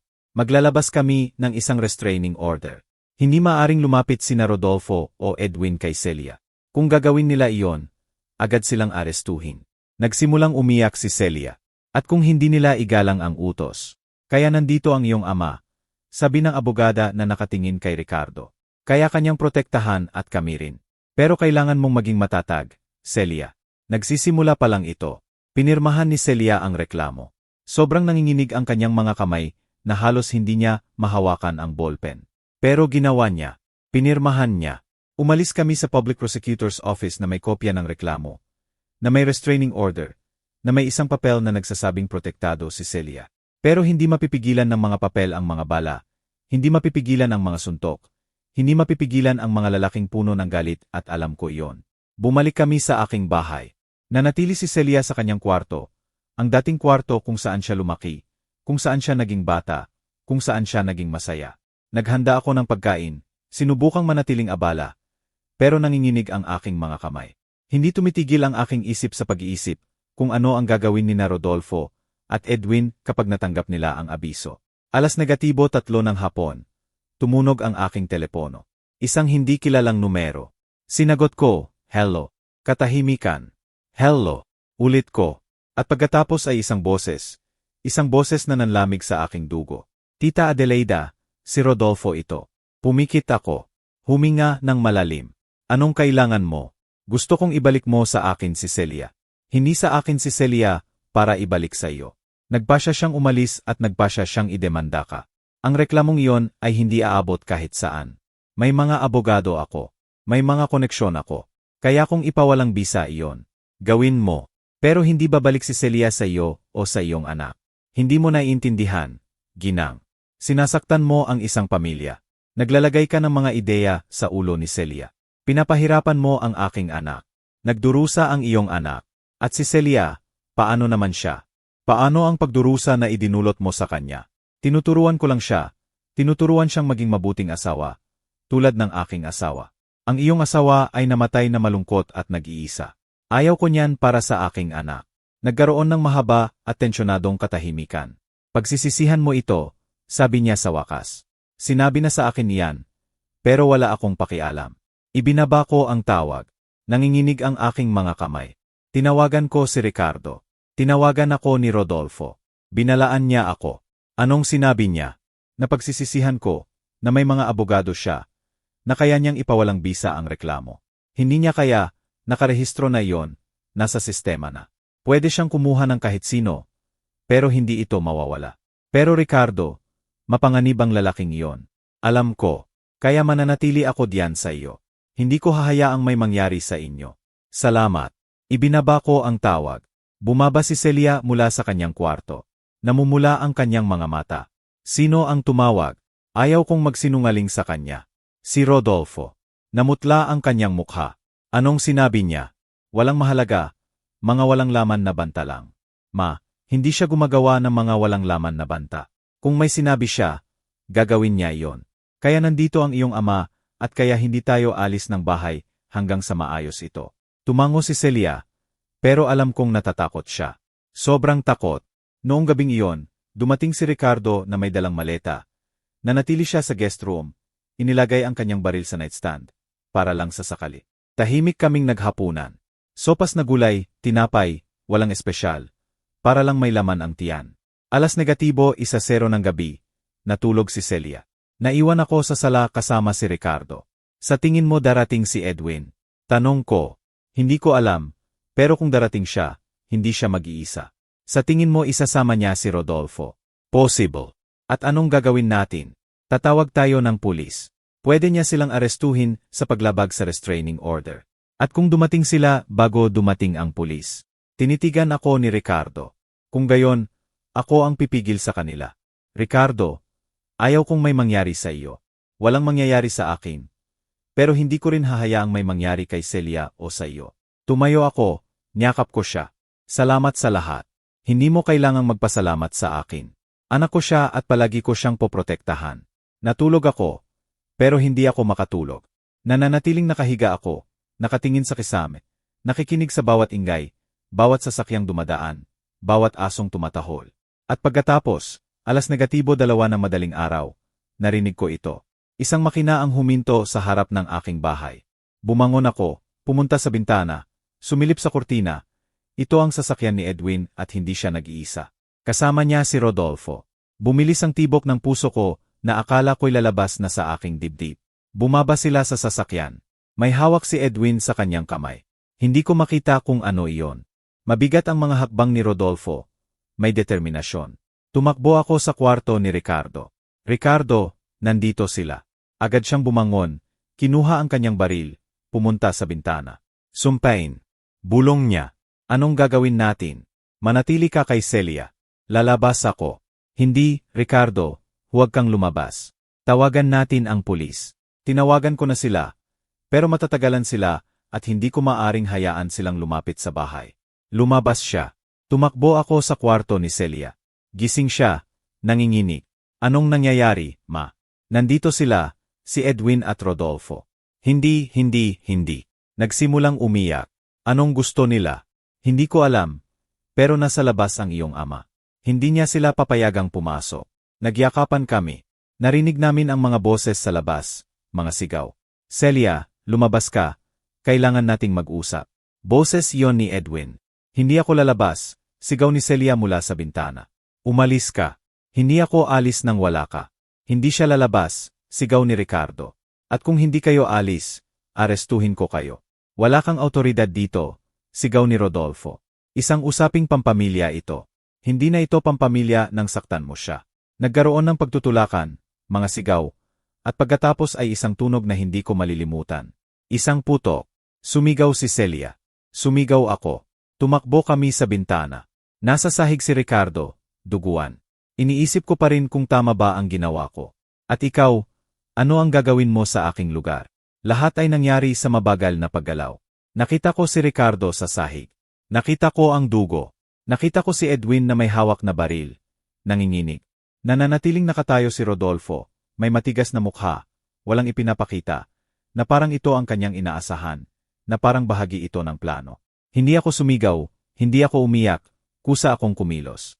Lumabas ako ng bahay, tumakbo papunta kay Ricardo. Sumigaw si Celia sa likuran ko, pero hindi ako tumigil. Lumuhod ako sa tabi niya. May malay siya. Hirap siyang huminga. Dumadaloy ang dugo mula sa kanyang kaliwang balikat. Ricardo, tingnan mo ako. Maayos ako, bulong niya. Balikat lang. Tinanggal ko ang aking bathrobe, idiniin sa sugat. Napangiwi siya sa sakit. Teka, parating na ang ambulansya. Itinaas ko ang aking tingin. Nandoon pa rin si Edwin, nakatayo, na may nakabitin na baril sa kanyang kamay, paralisado, sa shock. Lumapit sa amin si Rodolfo. Self-defense iyon, sabi niya sa malamig na boses. Binalaan niya kami. Inilabas niya ang kanyang baril. Ipinagtanggol lang ng anak ko ang sarili niya. Sinungaling. Sigaw ko. Kayo ang pumunta dito. Nilabag ninyo ang restraining order. Inatake ninyo siya. Walang mga testigo, sabi ni Rodolfo. Salita namin laban sa inyo. Testigo ako. Sigaw ni Celia mula sa pinto ng bahay. Nakita ko ang lahat. Tinitigan siya ni Rodolfo nang may paghamak. Walang maniniwala sa isang babaeng hysterical na nagdemanda sa sarili niyang pamilya. Isipin nilang nagsisinungaling ka. Tulad ng dati. Nagsimulang lumakad si Celia papunta sa amin. Nanginginig, umiiyak, pero lumalakad. Hindi ako nagsisinungaling at sasabihin ko ang totoo. Kahit na ikamatay ko pa. Tinitigan siya ni Edwin. Sa unang pagkakataon mula nang lumabas siya sa sasakyan, nagsalita siya, Celia. Hindi ko sinasadya. Ako lang. Siya. Ano, Edwin? Sabi ni Celia na may basag na boses pero matatag. Poprotektahan ako. Iyon ang gagawin niya. Poprotektahan ako sa iyong ama. Poprotektahan ako sa iyo. Celia, pakiusap, intindihin mo. Hindi ko alam na ganito ang mangyayari. Alam mo. Palagi mong alam. Alam mo noong unang beses akong sinigawan ng tatay mo. Alam mo noong tinulak niya ako. Alam mo noong sinaktan niya ako. At wala kang ginawa. Wala kang ginawa. Ibinagsak ni Edwin ang baril sa sahig. Tinakpan niya ang kanyang mukha ng mga kamay. Nagsimulang umiyak. Gusto ko lang na maging tulad ka ng nanay ko. Hindi siya kailanman nagreklamo. Palagi siyang sumusunod. Ang nanay mo ay namatay na malungkot, Edwin. Namatay na nag-iisa. Namatay na walang pagmamahal. Iyon ba ang gusto mo para sa akin? Hindi siya sumagot, umiyak lang. Tinitigan siya ni Rodolfo nang may pandidiri. Duwag ka, sabi niya sa kanyang anak, tulad ng iyong ina. At sa sandaling iyon, may nagbago sa mukha ni Edwin. May nabasag. Itinaas niya ang kanyang tingin sa kanyang ama at sa unang pagkakataon sa kanyang buhay. Sinagot niya ito, hindi, ang duwag ay ikaw. Ikaw na sinaktan ang aking ina sa loob ng maraming taon. Ikaw na ipinaramdam sa kanya na wala siyang halaga. Ikaw na unti-unting pumatay sa kanya, at ako. Hinayaan kong gawin mo ang parehong bagay kay Celia dahil natuto ako sa iyo. Dahil akala ko ganoon ang trato sa isang asawa. Sinampal siya ni Rodolfo. Tumahimik ka. Hindi gumalaw si Edwin. Tinitigan lang siya na may luha sa mga mata. Hindi na ako mananahimik. Hindi na ako susunod sa iyo. Hindi na ako magiging tulad mo. Nagsimulang tumunog ang mga sirena sa malayo. Tumingin si Rodolfo sa kalsada. Nagbago ang kanyang mukha. Sa unang pagkakataon, nakita ko ang takot sa kanyang mga mata. Alis na tayo, sabi niya kay Edwin. Hindi, sabi ni Edwin. Mananatili ako dito. Ano? Mananatili ako. Haharapin ko ang aking ginawa. Sasabihin ko ang totoo. Kung sasabihin mo ang totoo, makukulong ka. Alam ko at nararapat sa akin iyon. Hinawakan siya ni Rodolfo sa braso. Huwag kang maging tanga. Maaari pa nating ayusin ito. Binitawan ni Edwin ang sarili. Wala nang dapat ayusin. Hindi na. Dumating ang mga pulis. 3 sasakyan. 6 na pulis ang bumaba na may mga baril. Sa sahig, lahat sa sahig. Itinaas ni Rodolfo ang kanyang mga kamay. Lumuhod si Edwin. Pinusasan sila ng mga pulis. Dumating ang ambulansya 2 minuto pagkatapos.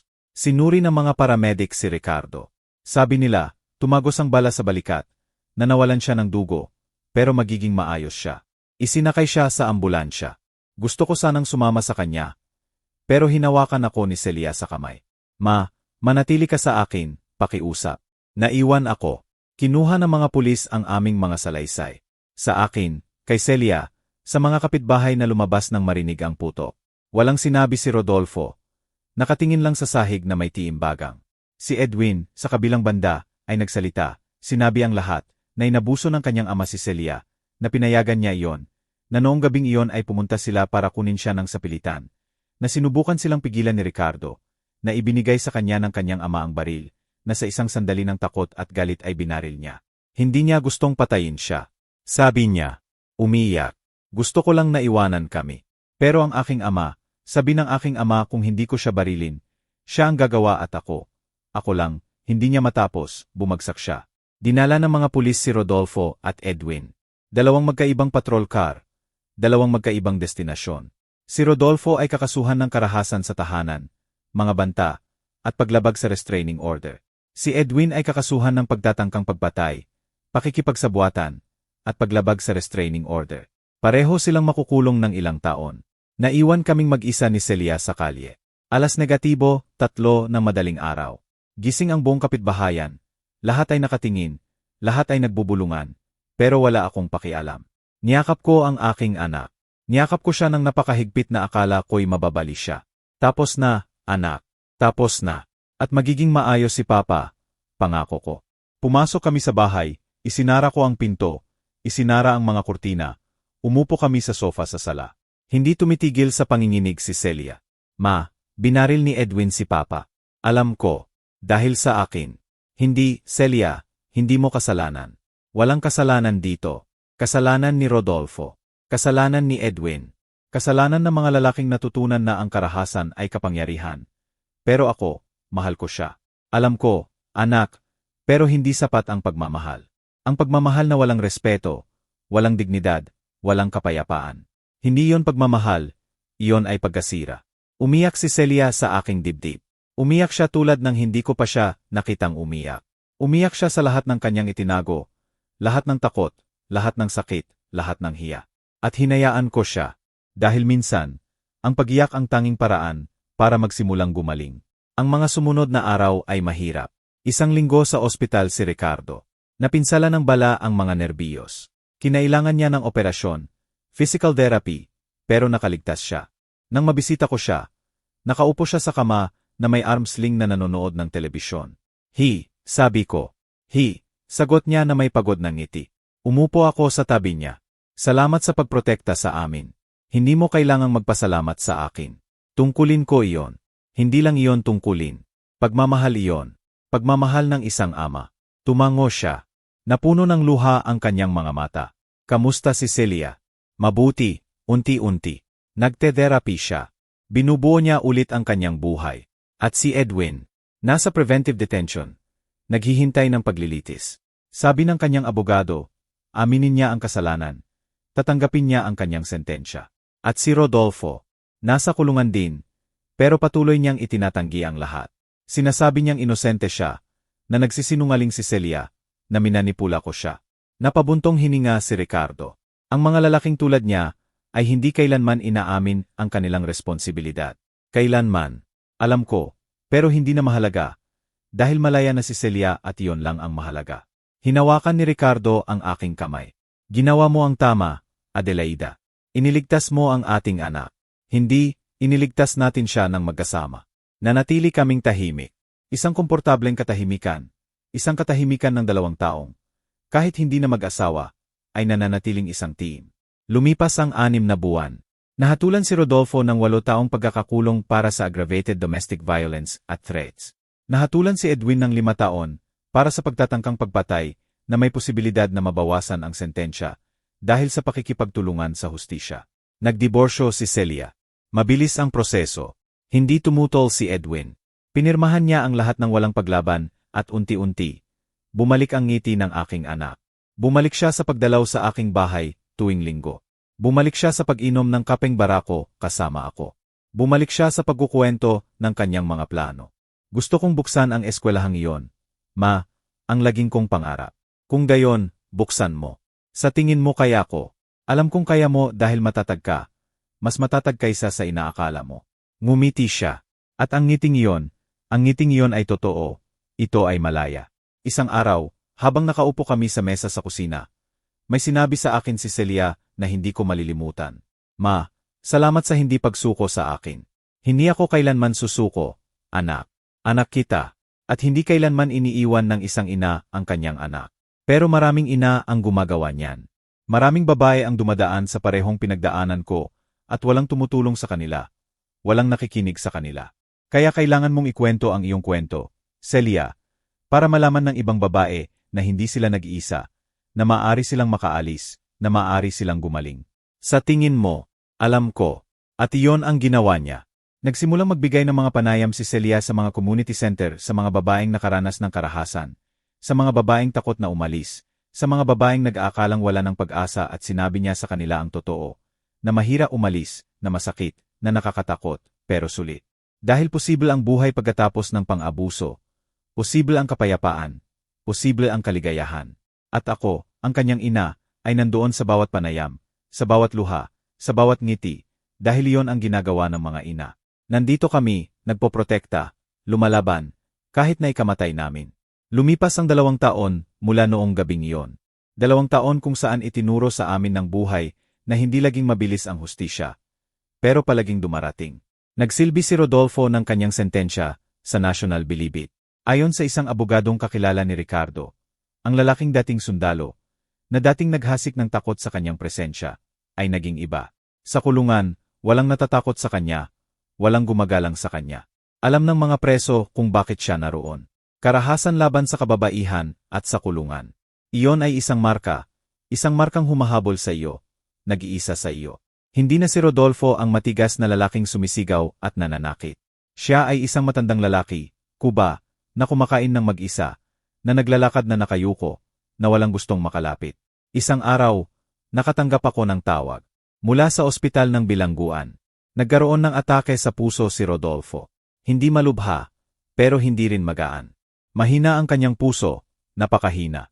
Sinabi sa akin ng doktor na hiniling ni Rodolfo na makausap ang isang miyembro ng kanyang pamilya, ang kanyang anak, ang kanyang manugang, pero tumanggi si Edwin. Sabi niya, wala siyang dapat sabihin sa kanya, na namatay na ang kanyang ama para sa kanya noong araw na pinilit siyang barilin si Ricardo. At tumanggi rin si Celia, hindi sa galit, hindi sa puot, sinabi lang niya, pinatawad ko na siya, pero hindi yon nangangahulugan na kailangan ko siyang makita. Kaya naiwan si Rodolfo na mag-isa sa kama sa ospital na walang pamilya. Walang bisita, walang humahawak sa kanyang kamay habang bumibigay ang kanyang puso. Minsan tinawag niya akong baliw. Minsan sinabi niya sa akin na sinisira ko ang kanyang pamilya. Pagkalipas ng ilang taon, nalaman kong mag-isa siya sa ospital na iyon. Laging naniningil ang buhay sa mga utang nito. Hindi ako nakaramdam ng saya nang malaman ko. Pero hindi rin ako nakaramdam ng awa. Naramdaman ko lang ang balanse dahil ginugol ni Rodolfo ang kanyang mga huling taon ng eksakto kung paano niya ipinaramdam sa maraming babae. Mag-isa, takot, walang kapangyarihan. Nakalabas si Edwin sa kulungan pagkatapos ng 3 taon. Binawasan ang kanyang sentensya dahil sa mabuting pag-ugali at pakikipagtulungan sa hustisya. Paglabas niya, wala siyang mapupuntahan. Nabenta ang kanyang bahay para magbayad ng mga abogado. Nasa kulungan pa rin ang kanyang ama. At si Celia ay naka-move on na. Sinubukan siyang tawagan minsan, 2 beses, 10 beses. Hindi niya sinagot hanggang isang araw. Nagpasya si Celia na makipagkita sa kanya. Hindi dahil gusto niyang bumalik sa kanya. Hindi dahil namimiss niya siya. Kundi dahil kailangan niyang isara ang kabanatang iyon ng kanyang buhay. Nagkita sila sa isang coffee shop, isang pampublikong lugar, neutral. Gusto ko sanang sumama sa kanya, pero sinabi sa akin ni Celia, hindi, ma, kailangan kong gawin ito ng mag-isa. Hinintay ko siya sa labas, nakaupo sa isang bangko, pinapanood ang mga taong dumadaan, tahimik na nagdarasal.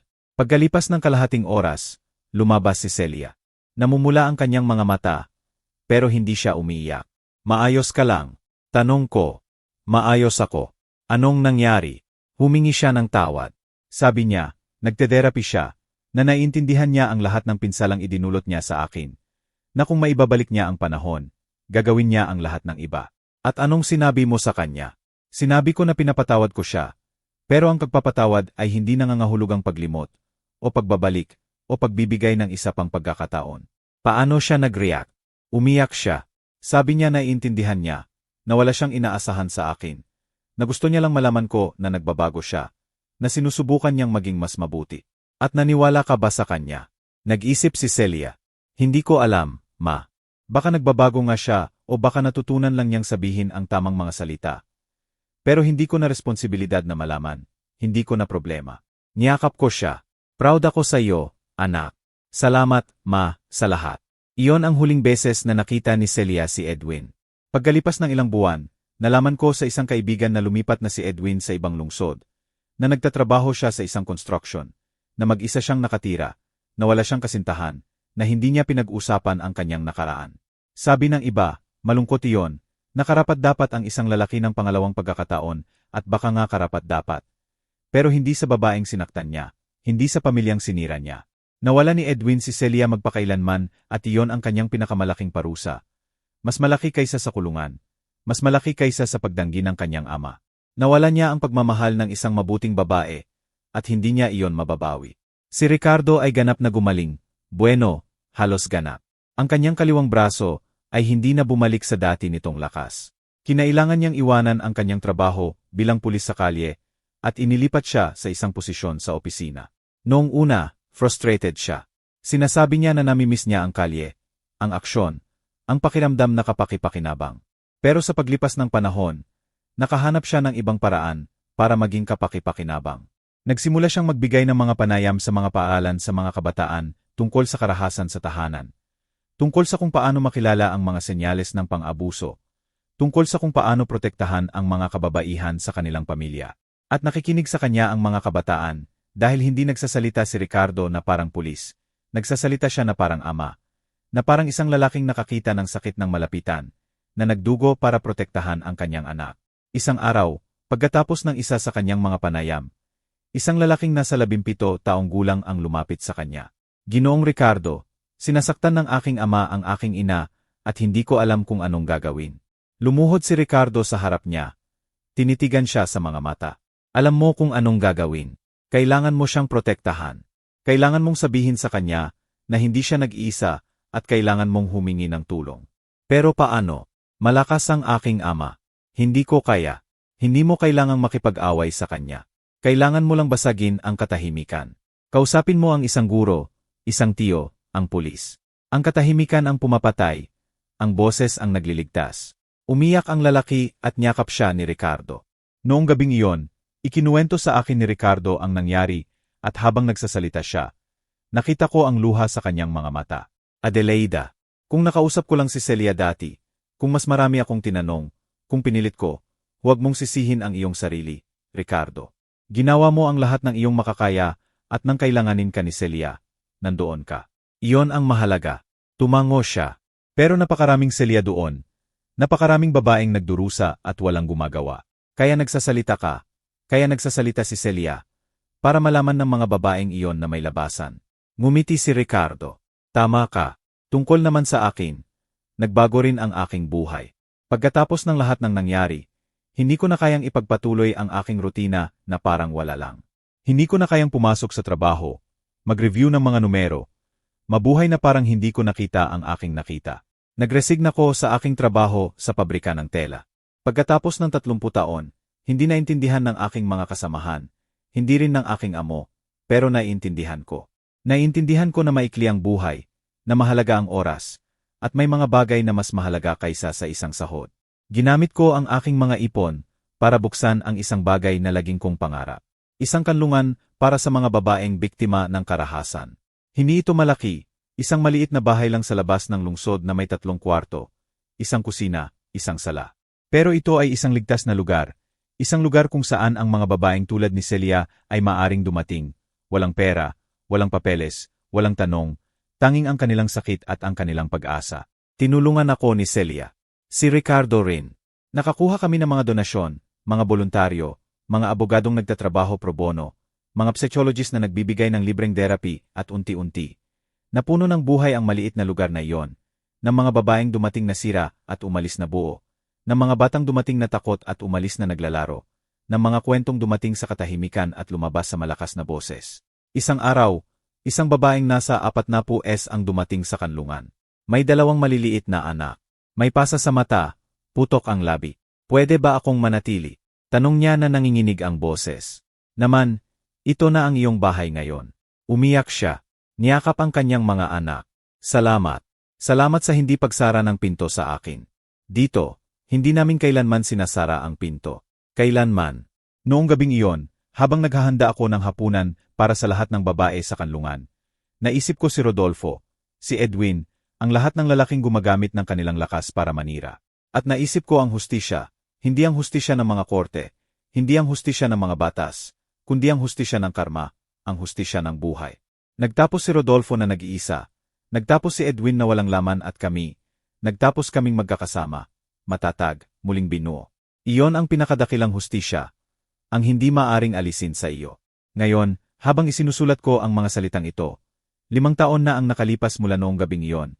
5 taon mula sa putok, mula sa mga sigaw, mula sa takot. 5 taon kung saan natutunan ko na ang sakit ay maaring maging karunungan, na ang mga sugat ay maaring maging mga peklat na nagsasalaysay ng mga kwento, at na ang pagmamahal ng isang ina ang pinakamakapangyarihang puwersa sa universo. Si Celia ay 31 taong gulang na ngayon. Binuksan niya ang kanyang munting eskwelahan. Ang pangalan ay Binhi ng Pag-asa. Maliit, pero maganda, puno ng mga kulay, ng mga tawa, ng mga batang tumatakbo at naglalaro. Siya ay masaya, buo, malaya.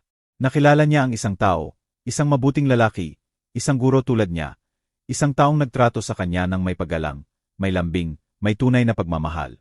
Noong unang ipakilala niya siya sa akin, kinakabahan ako. Natatakot akong magkamali ulit, na magtiwala ulit sa isang taong hindi karapat-dapat. Pero nang makita ko siya kasama si Celia, nang makita ko kung paano niya ito tinitingnan, kung paano niya ito pinakikinggan, kung paano niya ito pinapatawa, alam kong iba na ngayon. Ma, gusto kong makilala mo si Andres. Nakipaggamay sa akin si Andres. Tinitigan ako sa mga mata. Isang karangalan po na makilala kayo, Tita Adelaida. Marami pong ikinuwento sa akin si Celia tungkol sa inyo.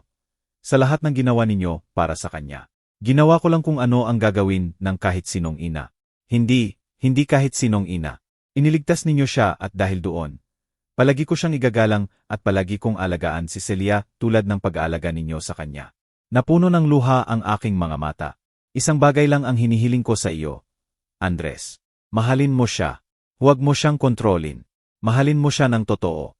Pangako ko po. At tinupad niya ang kanyang pangako.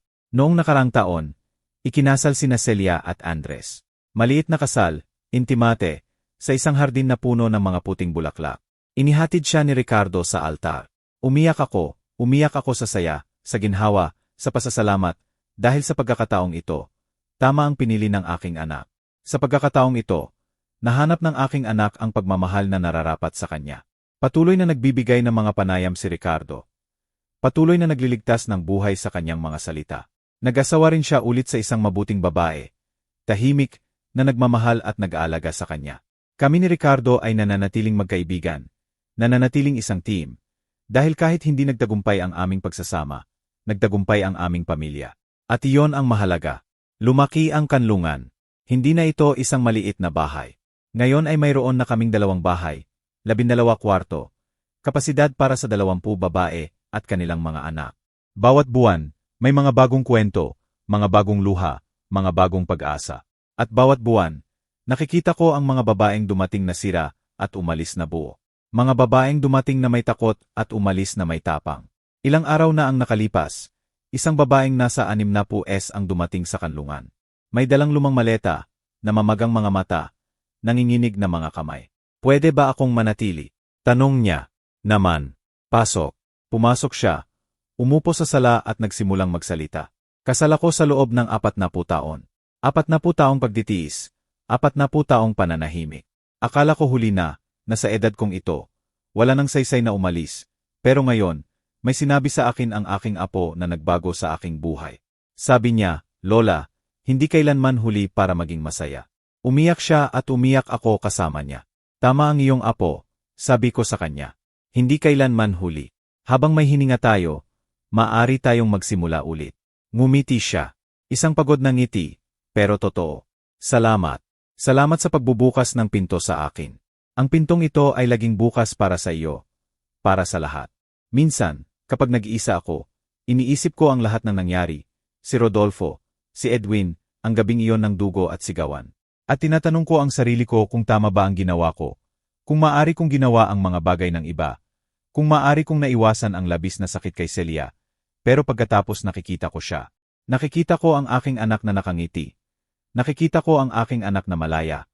Nakikita ko ang aking anak na buhay. At naiintindihan ko na, tamang ginawa ko.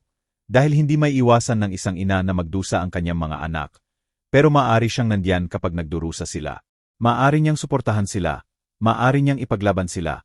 Maaari niyang ipaalala sa kanila na hindi sila nag-iisa. At iyon ang ginawa ko. Iyon ang laging kong gagawin. May isang bagay na natutunan ko sa mga taong ito. Isang bagay na gusto kong ibahagi sa lahat ng babaeng nakikinig sa kwentong ito.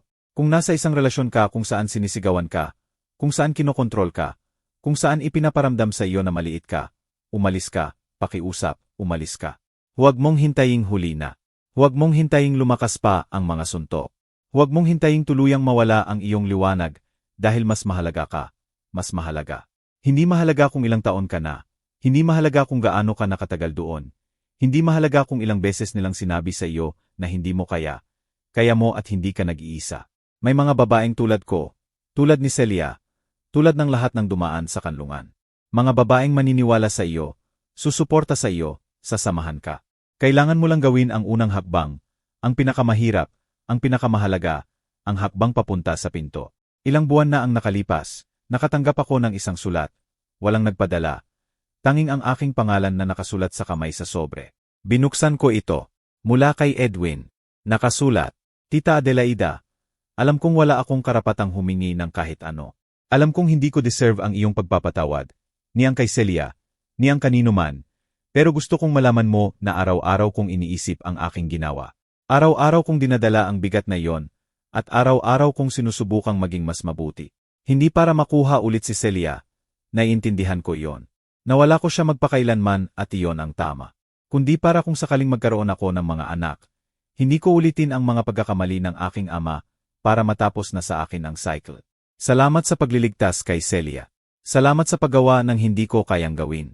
Nang may paggalang, Edwin. Binasa ko ang sulat ng ilang beses. Hindi ako nakaramdam ng galit.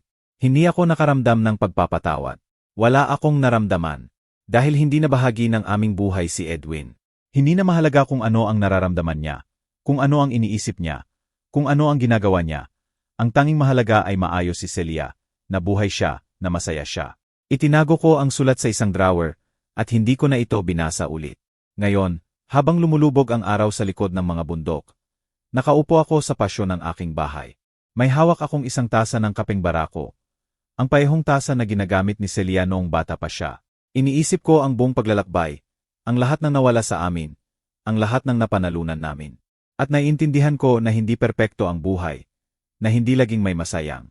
Pagtatapos, na minsan ay matagal ang hustisya, minsan ay tumatagal ng ilang taon ang sakit, minsan ay hindi nabubura ang mga peklat.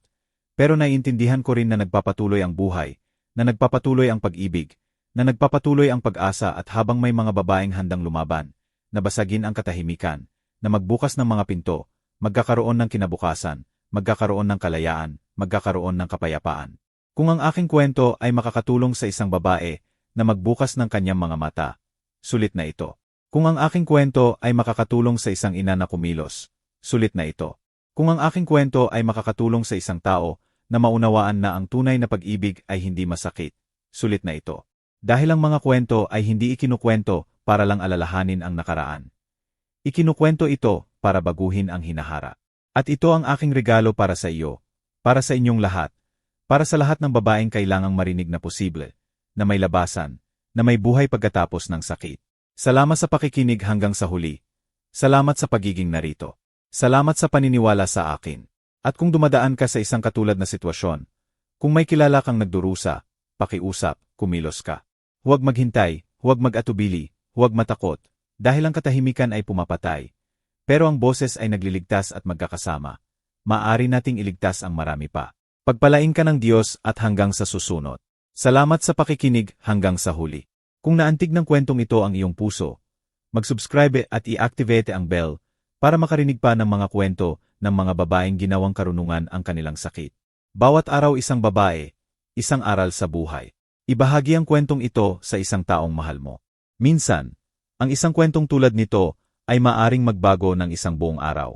Pagpalain ka ng Diyos at hanggang sa susunod.